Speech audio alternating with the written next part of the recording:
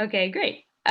So welcome to our event. We're so grateful to have you all here, and we're so delighted to host this reading with our amazing readers. I'm just going to briefly introduce Manderley, what this sort of collective is and what we have been striving to do, and then I'll turn it over to Hannah to introduce our readers. So my name is Rachel Whalen, for those of you who don't know me, and I, along with Hannah Matheson and Marissa Davis, started a collective called Manderley Collective, the host of this event, which we started in the spring with the intent of sort of overcoming certain types of isolation that we were feeling during the COVID crisis, and during other, for other reasons as well. So we began it as a weekly series of readings and interviews and conversations with writers and artists we admire from all over. As a collective, our mission is, really to use art as a force against that kind of isolation. I mean, certainly now in these really strange times in which physical isolation is really an immediate and difficult reality, but also against other forms of structural or sociopolitical isolation that we were feeling beyond this, in and beyond this current moment. So, while writing is often seen as a very individual endeavor, we also want to recognize it as an important means of stimulating community collaboration and action, including, allowing us to have gatherings like this today. And we're so excited to be to be hosting another gathering with this conversation and reading with our wonderful readers, Curtis Bauer and Patrick Rosal. So thank you both for being here. So I'll soon turn it over to Hannah in just a moment, but I also want to add that Hannah will introduce our readers, and then our readers will read for us. And then afterwards we'll have some time for a Q&A. So as you have questions that occur to you, please feel free to drop them in the chat, and we will be able to circle back to them at the end. So now I'll turn it over to Hannah, who will introduce Curtis and Patrick for us. Hi, we could not be more excited that you're here. Rachel and I have been anxiously anticipating this for over a month now, and so I'll just kick it off. Our first reader is Curtis Bauer, the author of 3 poetry collections, most recently American Selfie. He is also a translator of poetry and prose from the Spanish, including most recently the full-length poetry collection, Image of Absence by Jeannette L. Clariond. His translations of the following books are forthcoming. Both the novel, The Home Reading Program, and the book of short stories, Mothers and Dogs, by the Mexican writer Fabio Morábito will be published by Other Press, and the memoir, Land of Women, an intimate and familiar view of the rural environment by the Spanish writer María Sánchez, forthcoming from Trinity University Press. Curtis is the publisher and editor of Q Avenue Press Chapbooks, the translations editor for The Common, and international advisory editor from Broken Bowl Editions, the U.S. subsidiary of Vaso Roto Ediciones. He currently directs the creative writing program at Texas Tech University. Thank you, Hannah and Rachel, and all of you for coming. And it's such an honor to read with Patricio, one of my, we've grown up together. Really, we were just kids when we were in our graduate program at Sarah Lawrence, and yeah, we've been through it together. And there's a poem. I'm going to start off with a couple new poems, and this first one is one that I actually wrote an early draft of this in Patrick's presence. We were sharing a room in Madrid a few years ago at a poetry festival, and I was doing this thing that a friend, Vivi Francis, convinced me to do called the grind, and so I had to turn out a poem every day, and Patrick thought I was nuts for doing that, and of course it is crazy to do it, but I got this poem out of it, which comes from an experience with Patrick and Aracelis Gourmet that, well, you'll hear it all, but I'm just going to read a couple new ones, and then some from the book, and one that's in translation as well. This is called Mime Magnet. I wonder, yes, I'm looking up as I say this, I wonder if I do have a superpower. Maybe I have more than one aspect of attraction, this knack for drawing others in close. almost touching me. Not just mimes, but street dancers, magicians, missionaries standing on buckets and looking out over the crowd and catching my eye. You know those people who cast a line out and hook someone. That's me, the hooked, seeing the hustle danced and twirled and shuffled beside Lorca's hand, statued and holding a bird like a flower last night in Plaza Santa Ana, and I couldn't look away from the handsome man in dreads, looking at me from across that circle. And when he lifted his shirt, flirted, shared with me his muscled chest and fatless stomach, I didn't step back from him or turn to run like one night in La Paz, Bolivia. Yes, I'm serious. La Paz, Bolivia has mimes too, and one chased me across a plaza in front of a laughing crowd, and I ran and left my wife also laughing at me like she did the first time in Gasteiz a quarter century ago. Yes, that long.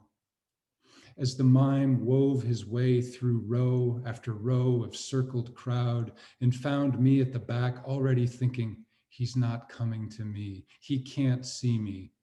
But I am seen, and superpowers can be a curse. Friends I know are magnets of pain, of suffering, from fists, from loss, from men. You know how that works. They are found. That which hurts them is drawn to them. I wonder how to relieve them of that power. This one, so this is another new one. It's called Its Mouth Full of Mourning, and it's Mourning with a U. I don't immediately think rooftop, but inside, like rodents in walls or between rafters burrowing into insulation. I've taken measures to keep life out of this place I own, its attic, its crawl space, its pantry and garden closet, paid a man to exterminate what would eat my home from inside out, or what makes this house seem unsightly or poor, my people up north would have said, and dirty, if they'd seen these cockroaches and brown recluses crawl across the floor, kitchen, living, and bedroom walls. But not off, as in roof, eaves, porch, and carport tops. And who would think of eating there, or of a fox family inhabiting that space I'm not tall enough to see, or merely dancing together at 2 a.m. to some tune I couldn't hear, only their steps, their tapping a beat on the skylight louder and louder as if settling into some kind of trance, it finally killing what was in one's mouth when I climbed the backyard table and shined a bike light there. He didn't look away or run, but stepped forward to close the distance between us, higher than me, nearly naked on the wood planks, and he must have sensed a kernel of fear growing in me and wanted to watch that growing, and the wind was growing too, and grew his fur and fluttered whatever meal lifeless in his mouth hung white like a neighbor's cat or a dove, the kind that mourn, that would wake me hours later perched on the fence and in the trees above the yard, above the blanket of feathers so neatly littered there.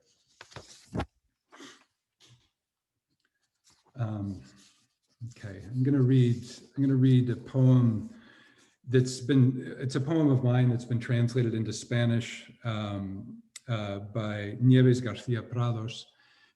This will appear in the Spanish translation of American Selfie that should come out with Vaso Roto in 2021.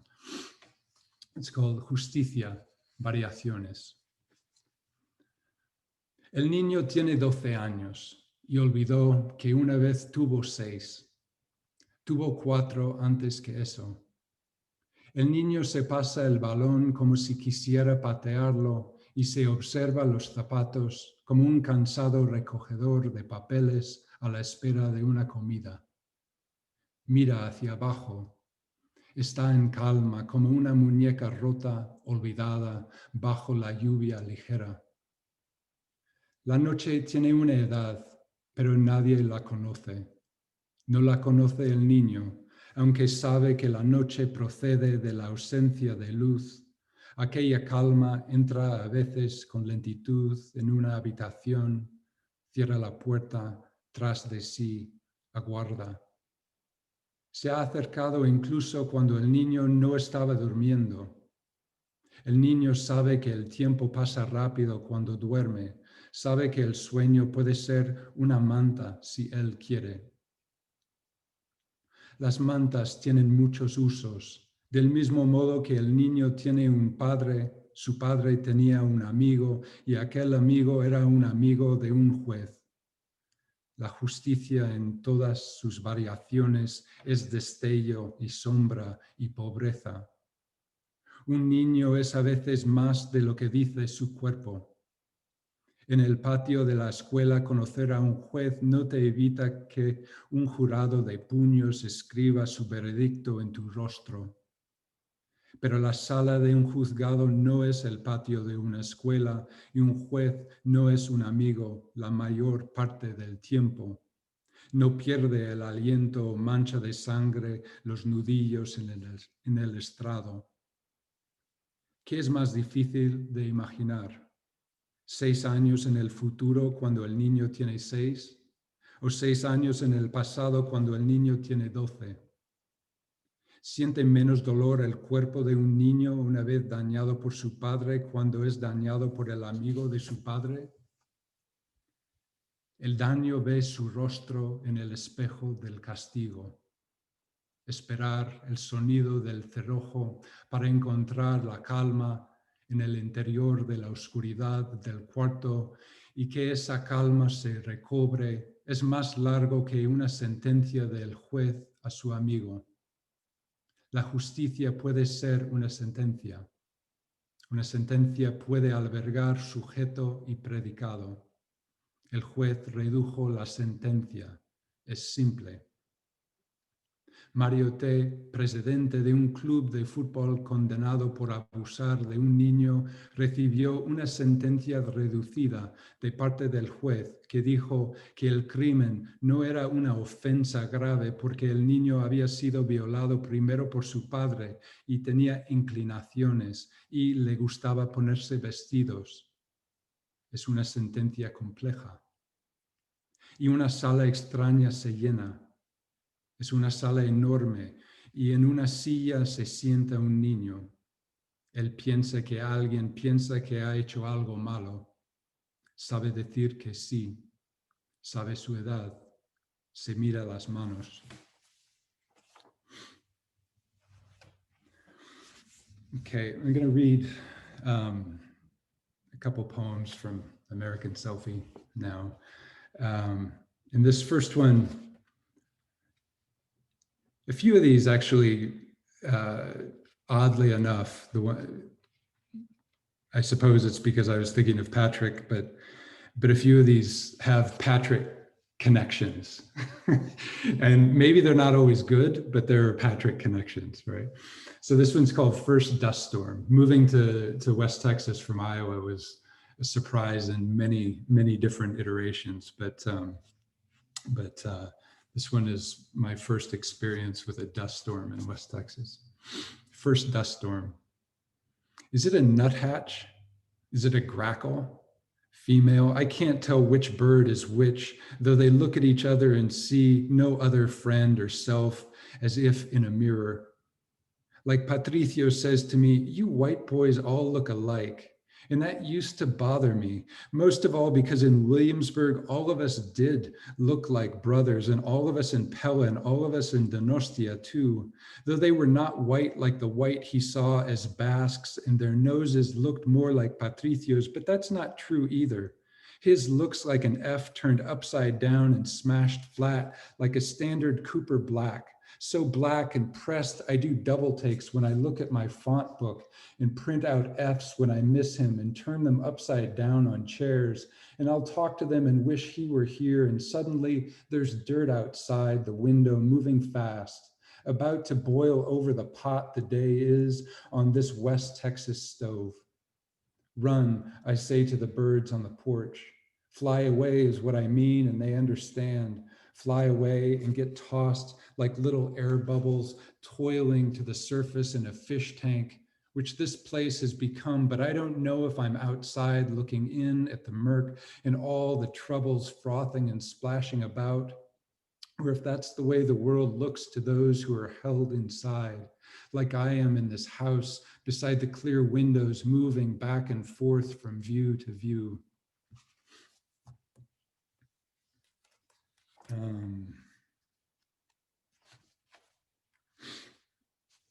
Let's see. If Bruegel had painted an Iowa landscape, he would now focus on the streetlights in the dark, all of them red, everyone held inside their waiting. No thing mimicking the stars' glimmer and the crows gathered in the trees around the library in the middle of town, preening, watching, preening. A caw about to crack the night open and a bell toll and a compact thunk about to drop behind a shed. A convenience store owner gives a little solitude away with each big gulp and gallon of gas. Smells are free but hard to paint. Dogs sniff each other's necks and backs and butts on a north corner of Avenue B and C Street. The concrete virgin raises her hand to bless them, the sidewalk, the otherwise empty street, except for a man walking home with a six-pack and a Barbie doll he picked up in the alley behind the broken spoke. Bruegel would have painted the town edged by wide corn and hay and soybean fields, and the man's lips moist from sipping old Milwaukee. He would have painted barn swallows circling a hayfield, cowbirds chattering in cottonwood and box elder branches, watching this man speak little words to the doll. My daughter will comb and brush your pretty hair and dress you for dates and balls. One fence marks a frontier between two feuding farmers' ground. Two fences confine the family histories inside them. He would have painted heat boiling inside this man by unbuttoning his shirt, rolling in little folds his sleeves, and the widow of the man he worked for on a porch swing, feet raised, shoeless, pale under a glowing yard light. At one corner, a tractor's lights outline dust rising on a field lane. Here, the painter would have stopped to consider light and dark. In the story buried inside oil or tempera paint, he layers brushes and scrapes to expose. Just as debt conceives consequence, a day empties completely at some hour. Therefore, crows remain black specks in black trees beside black fields under a blanket of stars, which are absences inside the dark, like a man on a horizon at the far end of an alley, grown so small he becomes a dull glint on the can raised to his mouth, like light before dawn or long after dusk. Do I have time for one more poem? Okay, I'm gonna read.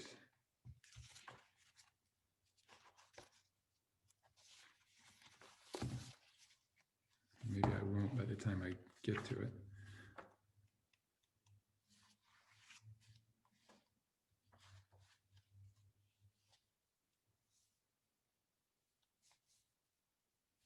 The kind of man I used to be. At that other point in my life, I admit I would have killed without second thoughts, seen an orange moth clinging to the yellow dishcloth drying on the balcony, called it a bug, pressed my thumb down hard against it and moved through my day inconsiderate, killing what else crossed my path.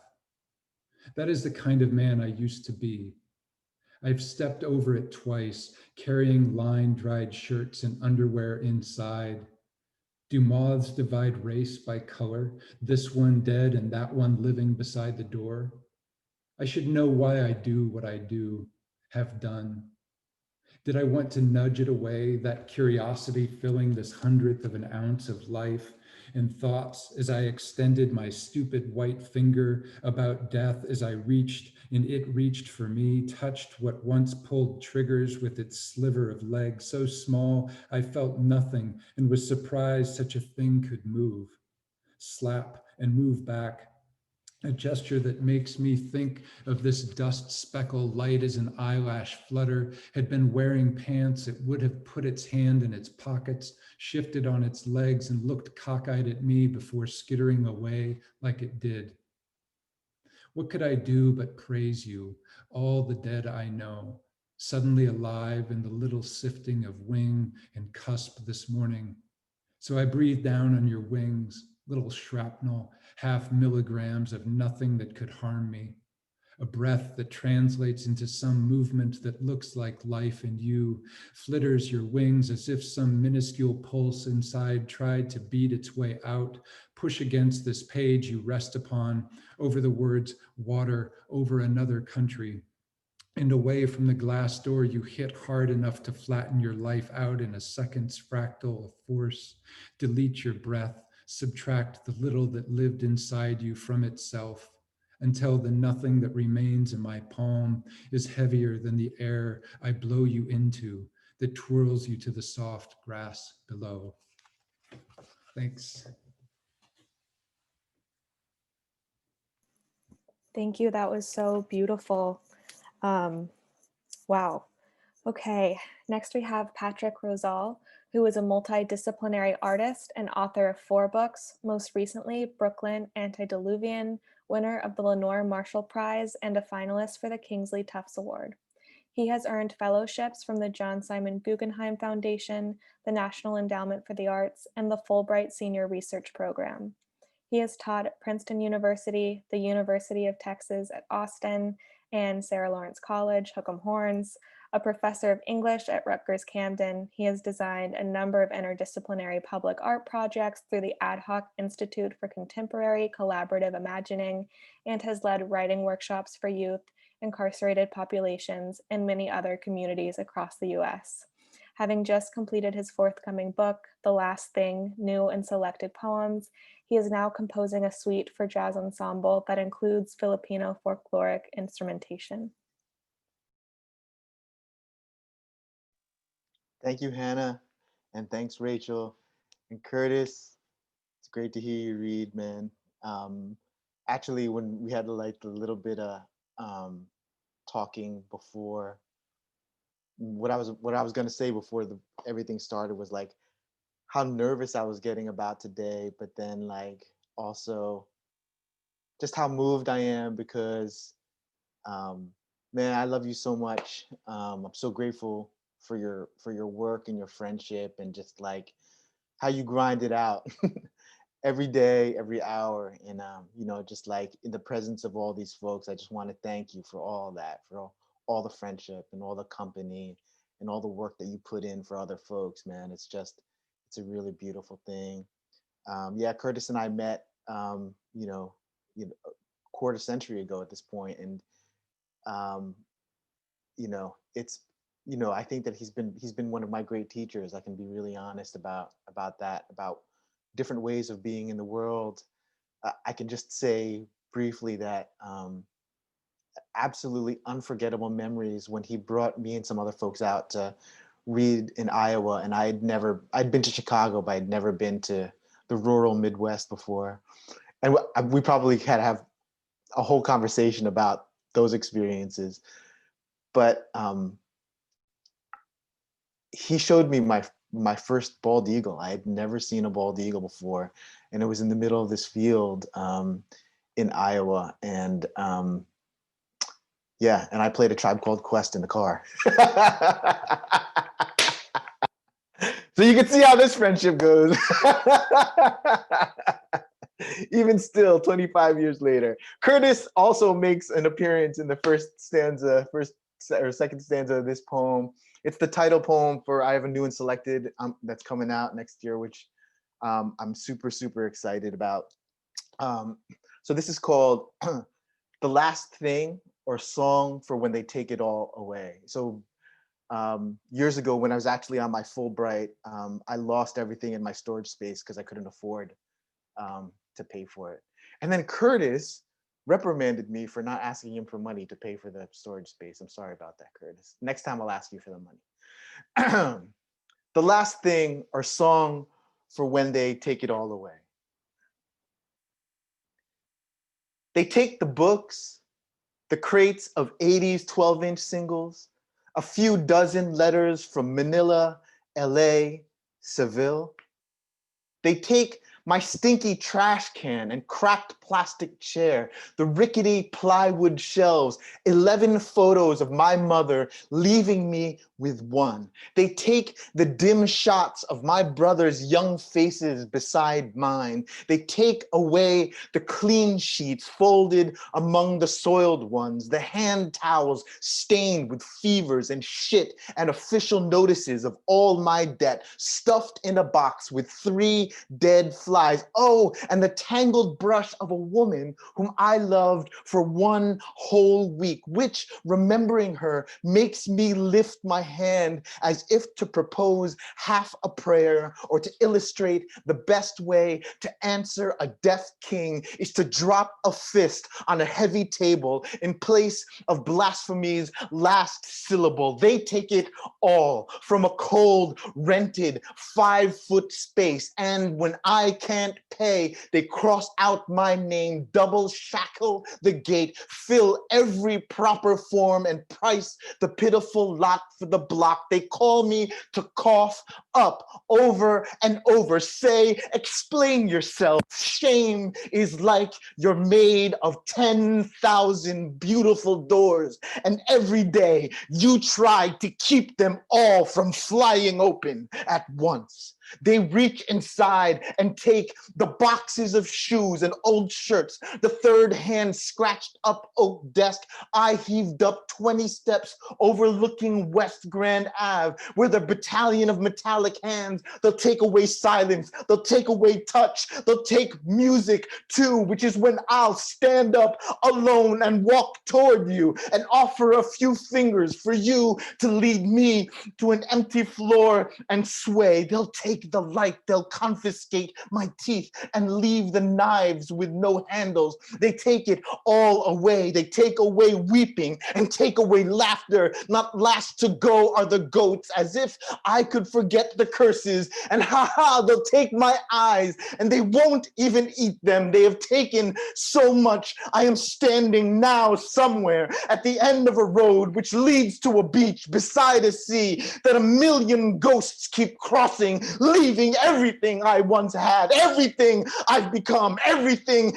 electric in a muscle to make one minuscule move again toward the beautiful, in that wacky wandering, in that bloody path, in that smoky inventory of a quarter century, in that ambling, in that sprint toward every gorgeous living thing, no matter how tortured or peaceful. I am going. I am almost completely gone. I am stepping away. Watch me as I leave the forks, I leave the hammers, I leave the bones. I am left with love. I leave the boiled coins, the thin shells of swans. I am left with love. I leave the latches and bolts open. I am left again and again with love. I leave and I leave and I am left again and again, and I can't seem to shake it. The rage leaves me and leaves me again and again, and love is left. It is all that is ever left. And today I am blessed. I am the last thing burning.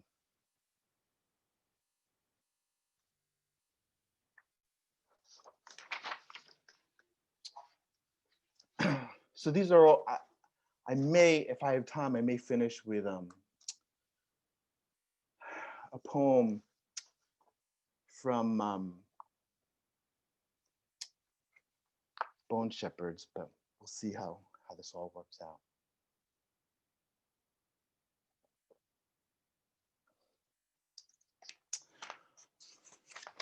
So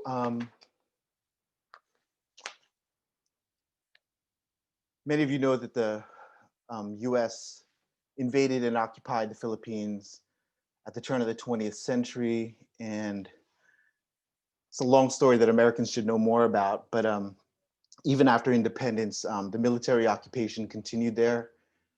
During the Marcos regime, as you'll hear, my uncle, by marriage, I believe, was a colonel in charge of Philippine forces at the US base at Subic Bay. And this is a true story. a memory on the eve of the return of the US military to Subic Bay. Every day in America, I am trying to be taken seriously. When the United States last owned the naval base at Subic Bay, my uncle, my father's distant cousin, was a colonel in charge of Philippine forces under Marcos. On our first and only visit to the Philippines, my brother, maybe 8, and I, 13, were left alone in my uncle's house with one of my uncle's guards and my uncle's grandson, a boy, maybe 5. And when the guard dashed out to eat lunch, he left the front door open and the 5-year-old with us.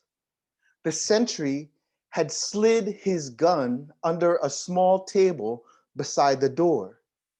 And the boy, who spoke no English, picked up the automatic and pointed the rifle at my chest, then my brother's head. The boy was smiling. It must have been funny on the other side of the gun. I couldn't simply stroll my little brother past the barrel to the door where it was a bright blue day. I couldn't see the safety from where I was standing. So I said, "Put that down. I'm serious." And the boy laughed. I said, "Put it down. It's not a joke." And the boy laughed some more. He laughed in the colonel's language and he laughed in mine as if we all understood the laughter. Sometimes I think there are 2 countries, one on either side of a gun. There are guns at the borders, but that's how borders are made. They are made of guns. I'm serious.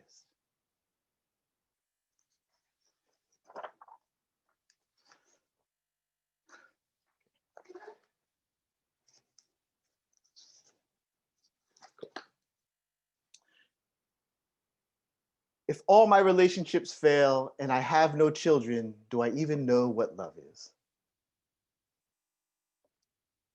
Poems from this collection sort of span geographically because I've moved around so much. So there's New Jersey, New York. I just moved from, I lived in Philadelphia for 5 years and I just moved back to New Jersey. So this one takes place right in West Philly. If all my relationships fail and I have no children, do I even know what love is? This fireman comes every afternoon to the cafe on a corner, dressed for his shift in clean, dark blues. This time, it's the second Wednesday of January, and he's meeting his daughter again, who must be 5 or 6, and who's always waiting for her father like this in her charcoal gray plaid skirt with green and red stripes. She probably comes here straight from school, her glasses a couple nickels thick. By now, I know that she can sit, except for her one leg swinging from the chair, absolutely still, while her father pulls fighter's wraps from his work bag and begins halfway down the girl's forearm, winding the fabric in overlapping spirals slowly toward her fist. Then he props her wrist like a pro on his own hand, unraveling the black cloth, weaving it between her thumb and forefinger around the palm, taut but not so much that it cuts off the blood.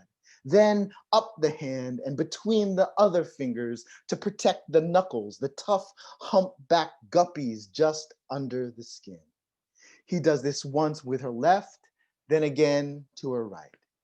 To be sure her pops knows he has done a good job, she nods. Good job, good. Maybe you're right. I don't know what love is. A father kisses the top of his daughter's head and knocks her glasses cockeyed. He sits back and downs the last of the backwash in his coffee cup. They got 10 minutes to kill before they walk across the street, down the block, and out of sight. She wants to test her dad's handiwork by throwing a couple of jab cross combos from her seat. There is nothing in the daughter's face that says she is afraid. There is nothing in the father's face to say he is not. He checks his watch, then holds up his palms as if to show his daughter that nothing is burning. In Philadelphia, there are fires. I've seen those in my lifetime too.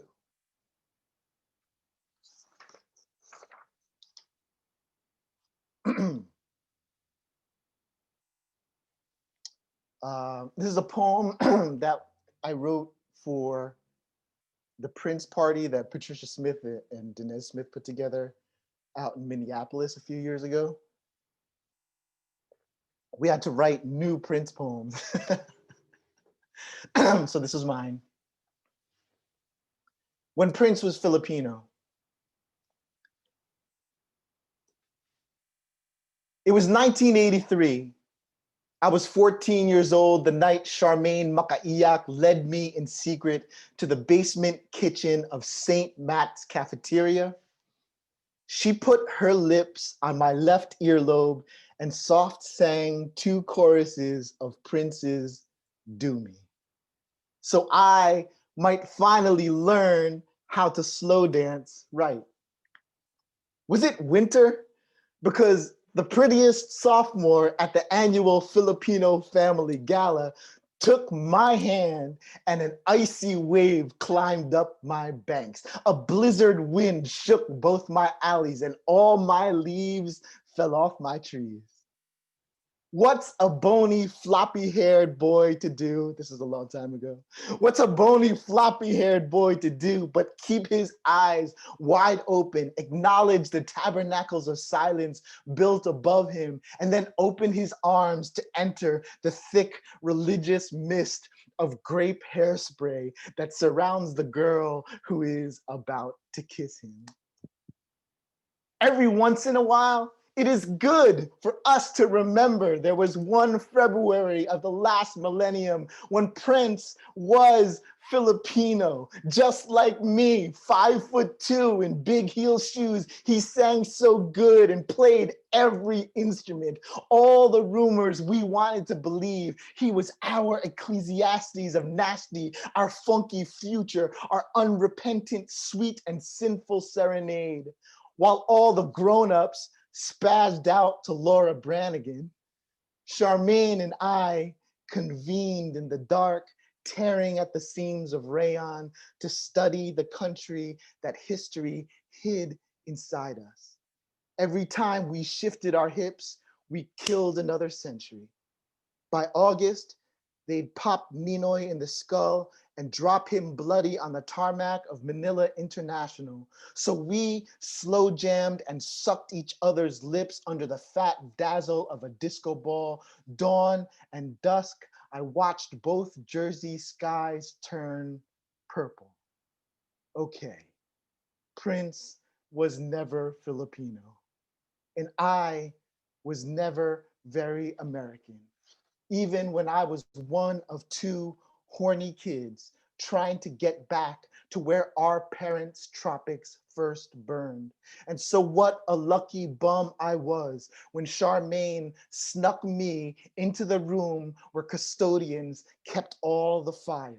I held her until the sun bumped through and the heavens swelled the color of a busted left eye socket. Before you could type your name in light to find where in the world your body was hype, before fiber optic, before we got terra-chomped, before we hired a machine to count the hits, a girl let me hook one finger into the loop of her tight stonewash Jordache knockoffs, and I brushed my thumb back and forth over the little mile of sweat-cooled skin hiding under the cropped neon tank top riding up her side. She taught me to move.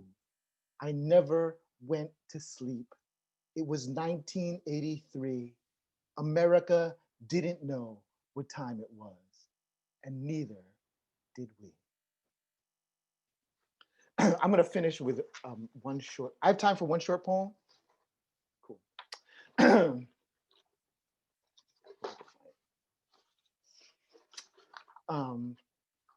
Thank you all for coming through. I wanted to say too how moved I am to see friends. I saw Robert is here. Robert, how you doing? And Doya, and I think I saw Lydia at some point come in too. So like, you know, folks from around the world are here and makes me super happy. I just want to say that I'm super in love. And this poem is for my love, Mary Rose. we just bought a house and had a garden, and we grew some watermelon this year. Gift. When you hold a slice of fresh cut red melon to my lips, I drink as much as I eat. And though we give the same name to every incarnation of this vine, the taste from this one is specific, for it must carry the savory hint of metal, the particular salt of your forefinger and thumb, to which I say, give me the whole thing, the history of it. If there is a war buried in this gift, I'll eat that too. Like most fruit, it holds its own water, which once was rain or glacier or dew extracted and gathered over time after a massacre of elk or the slow extinction of fish. Let me kiss it all back into your tongue to say, look, I'm real in a world full of figments. I didn't know grief could cool a fever body, but here you and I are taken in each other's mouths, becoming the temperature of the sea. Thank you. Thank you so much. Thank you both. You know, while you were reading it, I thought of that Emily Dickinson quote where she said she knows his poetry where she feels like her head's been taken off or something. And I really feel that. Wow, that was just, speaking of gift, thank you both so much for reading with us. So now we'll transition into some questions. So once again, if you have questions in the audience, feel free to pop them in the chat, and Hannah and I will do our best to get to those in a little bit. But to start, my first question is that, you know, it's been so beautiful for us to witness both of your friendship with each other just in these, you know, just in this 47 minutes of spending this time with you. So, you know, not only in the way you talk about your friendship, but also in the way it appears in your poems in both of your work, which is, I think, really amazing to see that kind of mutual influence, both in that relationship and in how that's reflected in the poems. So I guess my question was, how, or do you see your poems sort of in conversation with each other or influenced by each other in any other way, beyond just like the naming of each other in them? And you know, how do you, if you do, see your work speaking to each other, I guess? Do you want to go first, Patrick? I mean, fuck it, I'll go first. You know, I was thinking about when we first met and how we would, it was our first year at Sarah Lawrence, we would do these little side kind of workshops or just get together. I think it was probably once a week and show poems to each other, the two of us with a couple of other people. And just the exposure to other people, you know, who Patrick was reading and you know, who I was reading, and we were both coming to poetry, I think, or we both felt like we were coming a little late. We were, you know, just not in that same, being creative writing majors when we were in college, and feeling like we had to catch up. And I think we still feel a little bit like that, even though I don't know what that means. It's like you can never be caught up. But when I'm thinking of what isn't obvious in my work that's directly related to Patrick, much of it has to do with sound, the musical quality, just being aware of that. I learned that from Patrick and Ross, but I think the exposure to Patrick's work, to reading out loud, thinking about how language is this living thing, and that's evolved over the years, but that's there. That's in my work. A big part of it is because of Patrick's influence, I think. I would say virtually the same thing. I mean, it's not just like the workshopping, although that's huge, is sort of getting your first readers that you really trust among, and Curtis was certainly among those readers for me. It's sharing the excitement of writing and reading. Like, I was just rereading American Selfie this weekend, and I was like, that quote by Pessoa, I would not have been exposed to Pessoa, certainly not in the same way or with the same depth, unless you had introduced him. We kind of figured out how to read Larry Levis together by, talking about, the books of his that we were reading, we're just devouring when we were in grad school and soon after graduate school. I think too, and this feels really important to me, is that, rereading your book, Curtis, like, your poems have the quality of like somebody encountering a part of the world for the first time, or a part of themselves for the first time. And there's a way that experience in graduate school and our experience of one another as friends, like, it was like this American estrangement had been healed in a kind of a way. And I feel like my poems are also a kind of like a strangeness encountering other kinds of strangeness in a lot of ways. I think that it probably manifests itself in different kinds of imagery because we have sort of different references. But that feeling, I love that feeling when I read your poems, Curtis, of like, oh, when I'm saying this out loud, I feel like, oh, I'm lost, and I'm finding my lost self in this kind of lost place. And that feels, ironically, paradoxically, it feels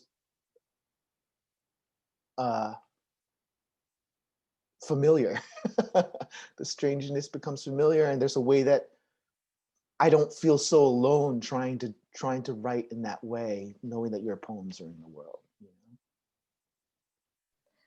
And that is such a beautiful answer, and it's actually a great transition to what I was going to ask next, the idea of having different lexicons of images, but recognizing one another in American estrangement. So forgive me, there's like a slight preamble and it's a meaty question, but I think you guys are both poised to answer it so well. So as we're living through a chaotic and an incredibly traumatic time period, it seems strange to ask about the reimagination of the ode, but it seems prescient, given that I think the ode is being interrogated. And I'm thinking of, just for example, like Joshua Bennett and the homophonically named ode as OWED. Mm-hmm. And I think we're asking, of this America, what should we salvage, and what is it that we're fighting for? And there are such interesting tensions in both of your work that I noticed, where your speakers will realistically grapple with violence, but also not entirely disavow it either. It's almost like not nostalgia for it, but a recognition of it as a fabric of our lives, and expressing the fact of life itself, that we are alive and that we will ourselves to live. So what I'm thinking of in Patrick's astounding portrayal of brawls is you in the poem with this final couplet, I loved the wreckage, no matter the country, no matter the machine. And I'm thinking about Curtis's wonderful opening poem to American Selfie, Euphoria, which puts roadkill in the context of joy with the lines, "I should drive back east to find those carcasses now bristling in the evening wind and help them back to that euphoric ground which adored them and kissed each of their trotting feet."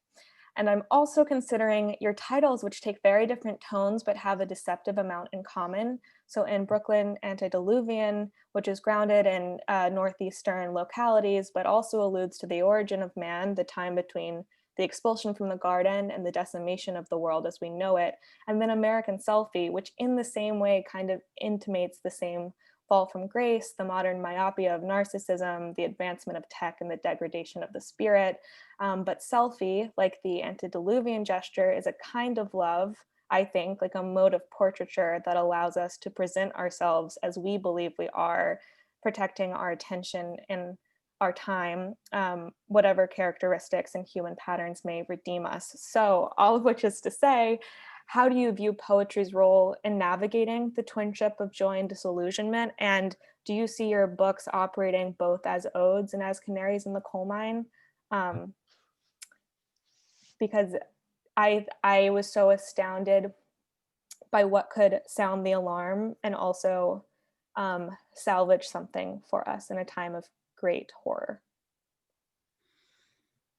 But you're gonna have to go again first, man. I can't answer that question. Question. Oh my God. I know. No, it's really, yeah.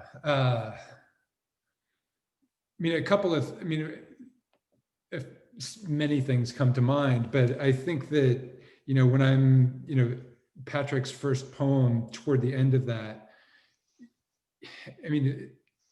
there's so much going on in that poem of what has been taken away and what's been lost. And there's but the love is there, right? This is what's remaining and this is what we can hold on to. And even though there's rage around us, the love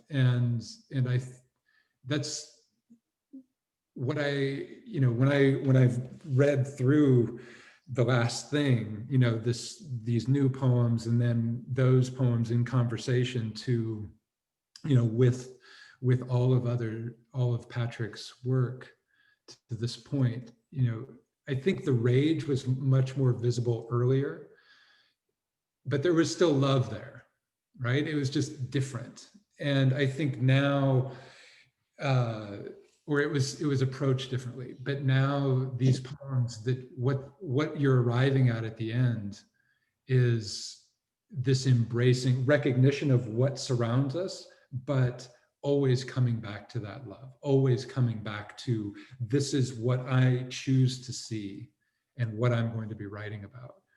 And when I think about my own poems, there's a shift, from my early poems to now, and this American Selfie for me, thinking about who I am right now in America, but not just, what does that mean, America, not just the United States, but in the Americas, where we are in the West, and who do I represent, and what am I responsible for? And there's a huge responsibility there of recognizing what has happened. And I've acquired that, I don't know what to call it. I've learned or I've come to that, I suppose, again, through my relationship with Patrick and other poets that are really close to me, dear friends and family. I don't know, maybe I'm starting to ramble now, but it was an approach to an answer to a really fantastic question. Yeah, Hen, I don't know if you teach, but I don't ever want to take your class and have to write an essay for you because it's so hard. Or we get the recording and we use that question to ask, I'm going to give that to my students. It's so many things are kind of running into my head, and I'll just kind of go and try to cut myself off before I talk too long. The ode as a lyric tradition, because it's lyric, one of its principal qualities is fragmentation and disorientation, as opposed to the narrative, which places us in a time or a space or some kind of sequence of events that tells a story. So when I think about your question in terms of like what I understand about that in terms of the ode to me isn't just about praise. It's about being lost. That's the lyric quality. And in your lostness, stumbling upon something that is worthy of your praise. Something like that. Something like wanting to honor something that you didn't know could or would or should be honored. Mm. And that not knowing is a part of your, like, my ongoing lostness. And so there's a way too that I feel really annoyed by marketing, publishing marketing, and even, you know, academic marketing of like social justice and all this shit. Because really we've had all the tools that we've always needed through poetry to think and anticipate what's been happening. In America, the canary in the coal mine is 300+ million some souls. And they're very, very specific, sensory, sensual lives, recorded or not. Poems are one way, I think, that people can find their way to that sensual life and that sensual interrogation and that sensual lostness, which is an analog to our existential and even metaphysical lostness. Those are really broad assertions, you know, in a lot of ways, but I can say that those are the principles by which I've composed my poems. You have to trust that these things that we call lyric or these things that we call poems interact with whatever is in here and out there in those ways. I do anyway. Yeah, wow. It's so hard to say anything after that question and those answers. But I did want to nod to a question in the chat that has to do with the question I had as well. So Taylor asked Curtis, I know the poem you read was translated into Spanish, but do you ever write poems in Spanish? And if so, how do you express yourself in Spanish, like writing versus writing in English? And I think I wanted to sort of tack onto that question, the idea of like collaborative poetry, which kind of resonates with, I think, what both of you were saying before, both through translation and also just through, you know, projects in the world beyond the institutions or in more public spaces. So I guess I'm wondering, you know, both in terms of multilingualism or translation or reading a poem in translation, and the act of translating, and also in terms of just doing the work in the community or outside of the institution or the publishing world or whatever, how you see poetry sort of working communally or, you know, generating community in different ways. I mean, Curtis has been at this forever. It's really, it makes so much sense to me that he's such a prolific translator or a literary translator, because he does translating in so many other ways, by bringing people together in spaces and in editorial work and curatorial work, in dinners and stuff like that. And I don't, you know, Kurtz is kind of the real translator in this duo, but I would say that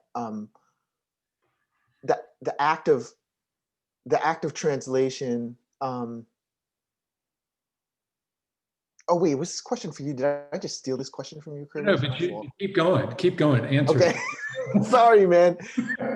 I wanted to get it out of the way, sorry. But I'll just say this. The act of literary translation it's like, that's like placing limits on something. We're translating shit all the time. That's how I understand. If you write only in English, you're translating experience, you're translating sense, you're translating something into language. It's like everything is a kind of like metamorphosis, and especially it's an imperfect metamorphosis, which is what I think translation is. And to your point about collaboration, it's like when you have more people doing it together, there's a way that the imperfections of those metamorphoses become more interesting and richer. So I just want to jump in and say that Curtis's work as a translator sort of is the most visible part of the many kinds of translation that he does. Yeah, and I would say that, I mean, my initial response to that first question is no. I don't write in Spanish, but that's false, right? I don't sit down to compose poems in Spanish, but a lot of times when Patrick and I correspond, we write in Spanish to each other, right? And I think maybe it started off as being playful, but I mean, it's still playful just because, our language use is playful, but at the same time, we're working on another kind of expression, and we're tapping into some experience that we've had. And we're both really lucky to have this woman in our lives who's a linguist, Idoia. I live with her, but, she's also kind of grew up with Patrick, where, thinking about how we're switching, going back and forth between languages, this translanguaging or code switching, as some people call it, Patrick is a master of that. But I also, any of us who are working in these different areas, we're always in contact with language. But to think of how does that work, or what is my relationship to that, or how is translation, entering into my work and life? As Patrick said, I think that it's all around us all the time. As poets, we're translating what we see into something, and we're expecting, our poems to elicit some emotional response, or even physical response of our breath and, movement of, listening to Patrick's poems. I mean, you can't help but, notice your body moving, right?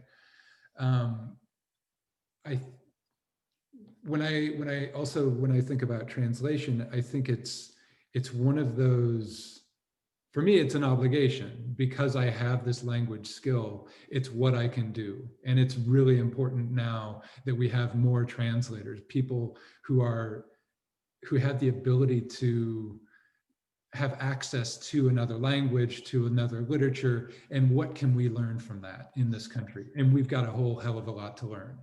Right? There's a lot going on outside. And, what Patrick said about borders, they're made of guns, right? There's everything that's trying to get in the way to close off these borders. And, as poets and translators, we can cross those and open those borders up. I don't think I even began to answer your whole question, but I mean, that's a bit of it, I think. I mean this as a compliment. This whole conversation makes me want to weep, and I won't, but it's so beautiful and so moving, and so joyous to see two brilliant people speaking to each other with tenderness and admiration. Anyway, all of which is to say, we can give everyone a second if there are any more questions to pop them into the chat, but not to put you guys on the spot, is there a question you would like to ask each other? Because you could. I spent a lot of time with this new book again, Curtis. I don't think that I've read it since you showed it to me when we were in Spain. Like I read it all in one sitting almost when you showed it to me a year and a half ago or whatever, or a year ago in Spain. And I'm curious about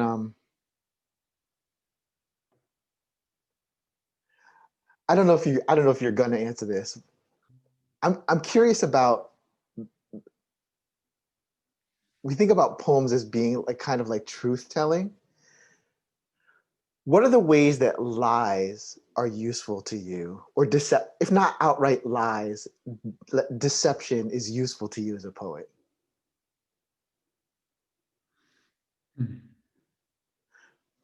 You know, I don't know why I imagined you asking me this question. No, you didn't. I mean, there was something, you sent me a picture of American Selfie. I don't know where it was, but it was on top of a Levis book. And I was thinking about this, and I was thinking, what's my favorite Levis line? And I was going to ask Patrick this, so I'm not even going to ask you that anymore, because I've got another question I want to ask you. But there was one that I was thinking, I think he says somewhere, "I am not Levis," right? In one of his poems, and I know it's in there. And I was thinking of how that applies to you, it applies to me, it can apply to any number of the poets that we admire. What's inside of that? I am not this thing you think I am. And of course, it can be perceived as a lie, an untruth, mistruth, or however you want to look at it. But I think of Borges, telling his translator, Alistair Reid, when Alistair Reid says, you said this, and Borges says, no, I didn't say that. Borges said that, right? And when I think of the lives that we live, these people we are, I think we can't help it. And in order to get at a truth, we have to embody something else. We need to look at it from another perspective. And you read my poems, and it looks like I've got like 50 lovers, right? Right? It's like, but it's, how do we talk about love? How do you, I can write about it directly, but also to think of who are these people we're around, and where are we living, and all of these, you can't help but lie a little bit, I think. Like, I wonder if like the lies, like, I think lies are, they're like the beginning of the making of an alternate world. Like, lies are already, they're already speculative, Mm-hmm. And some of those worlds that a lie generates, some of those worlds are malicious and evil. Right. And some of them are full of like incredible wonder. Some of them are full with both wonder and violence, Mm-hmm. But I sense that in your work of this generative force of like, oh, what if I say this thing that appears not to be true? What kind of universe do I set in motion if I say this thing that doesn't feel real to me? Which that feels so, like, as a writer, that feels so useful to me, because the disorientation you were talking about, and I think I learned a lot of that from Pessoa, reading Fernando Pessoa, who has all of these different, he is or was all of these different people at once, right? And how do you deal with that? How do you live with that? Early on, I was writing some of those poems, the City of Q poems. I don't know if you remember those. Oh yeah. And it, maybe you were one of a couple of people who thought, yeah, keep writing those. Everyone else was like, what the hell are you doing? Nuts. But what is that? What is that place? But for me, it's like, you imagine a place, every time you go somewhere, you're not going back to the same place. Mm-hmm. Right? If I go back to New York City, it's not going to be the New York City that I grew up with you. Not right? Today, it's not.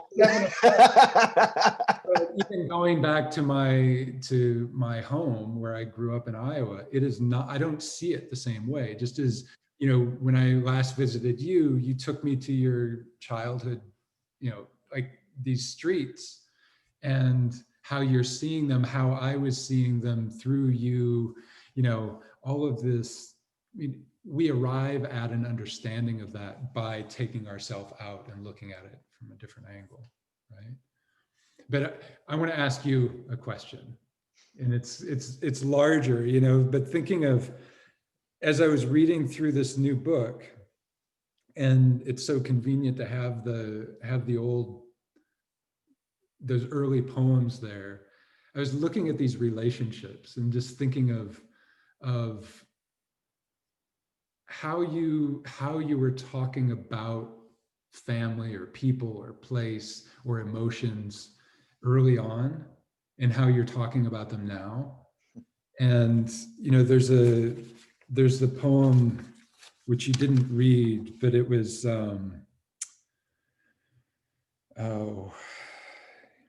but it's that witnessing of death in these new poems. Which one is that? It's like of an animal. Oh yeah, learning to slaughter. Learning to slaughter. And I'm curious about how you see your approach to these themes or this subject matter now, right? You're touching on, say, slaughter, death, you know, the killing of an animal, but then what's behind that. And you know, there's a poem, I don't know if it was in,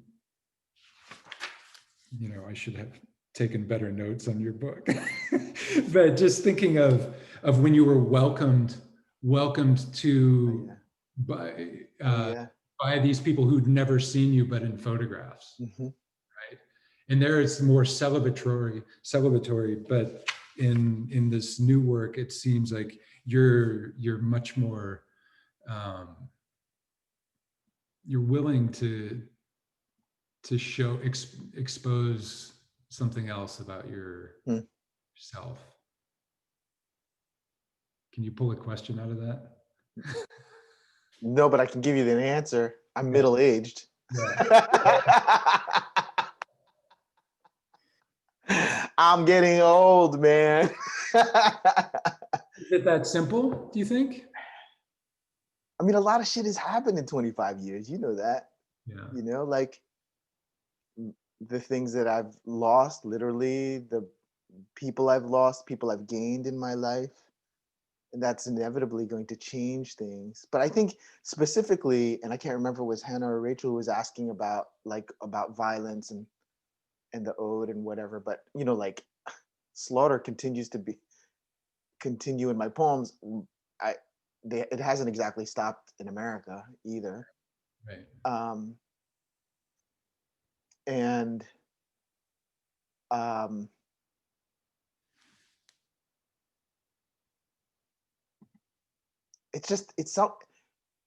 Well, part of it is this. I grew up some of you might know this. My father was a Catholic priest.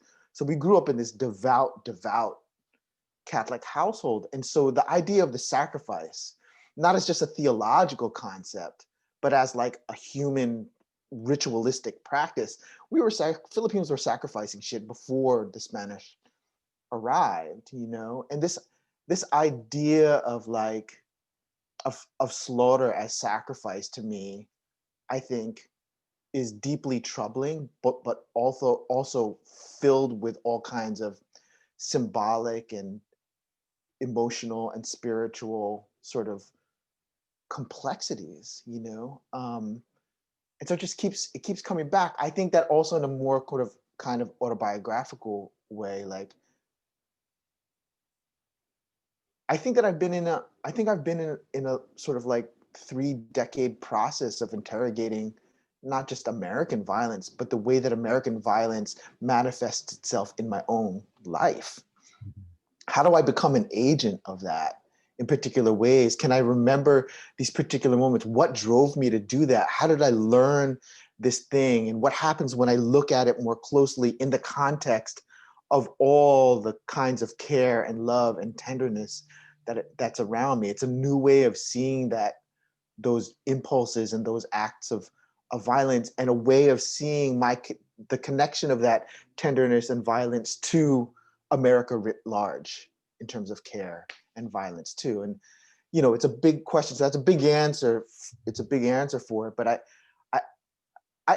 I think one of the gifts of like making a new and selected was looking back and being like, man, there are some questions that you somehow latched onto right from jump, that those questions were going to follow you, and they might, you know, they're going to be useful to you in the 21st century. I had no idea that that was true.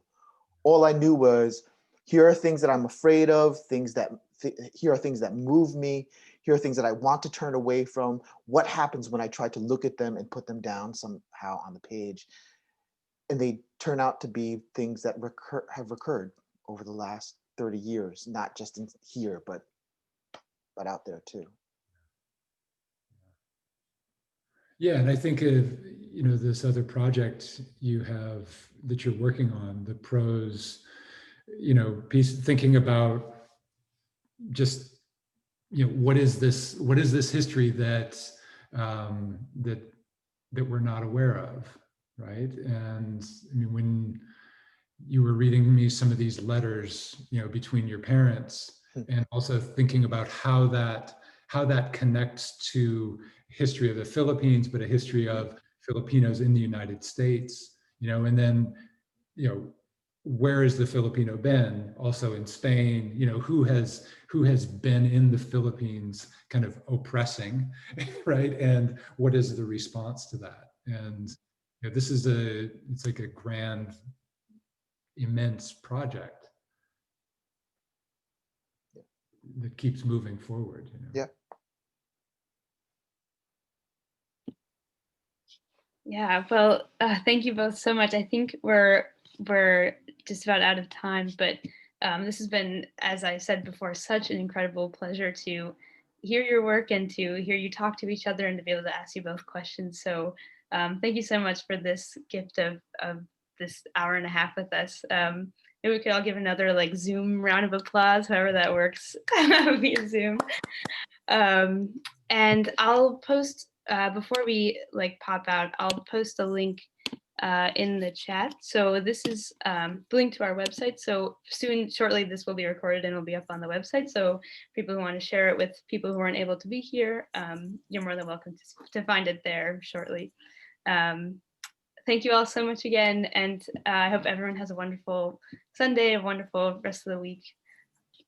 Thank you. Thanks, Rachel. Thank you, Hannah. Talk to you later, Curtis. Abrazos. Thank you so much, everyone.